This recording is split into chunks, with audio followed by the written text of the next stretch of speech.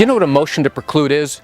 If you don't and you want to learn more, come join me as I share with you this great information. Hi, I'm Gerry Oginski. I'm a New York medical malpractice and personal injury trial lawyer practicing law in the state of New York. First of all, a motion is a formal request to the court to do something. To preclude means to prevent somebody from doing something. This will typically come up during the course of trial where, let's say, I want to put on a medical expert, and now the defense stands up and objects, says, "Objection, Your Honor, I move to preclude Mr. Oginski's medical expert." And now the judge is going to ask why. And then he's going to turn to me and say, "Mr. Oginski, what do you have to say about this?" Another way the defense will try and use this is to keep out a particular piece of evidence that we're trying to get into court to show to the jury. "Your Honor, I object. I move to preclude that photograph from coming into evidence." And now the judge is going to take legal argument to understand what the objection is and whether or not to agree with the defense attorney or overrule the defense attorney's objection and allow this document or photograph to come into evidence. Now, before we ever get to trial, this can come up also.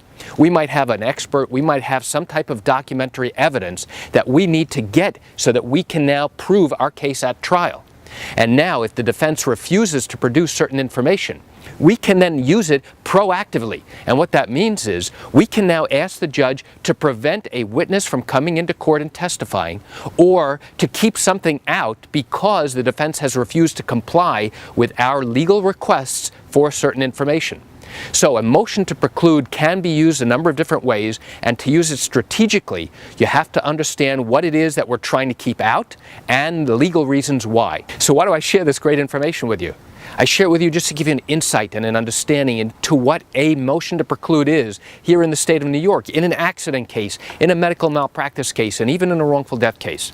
You know, I realize you're watching this because you likely have questions or concerns about your own particular matter. Well, if your matter happened in New York and you do have legal questions, what I encourage you to do is pick up the phone and call me. I can answer your legal questions. This is something I do every single day, and I'd love to talk to you. You can reach me at 516-487-8207 or by email at Gerry, Gerry, at oginski-law.com. That's it for today's quick video. I'm Gerry Oginski. Have a wonderful day.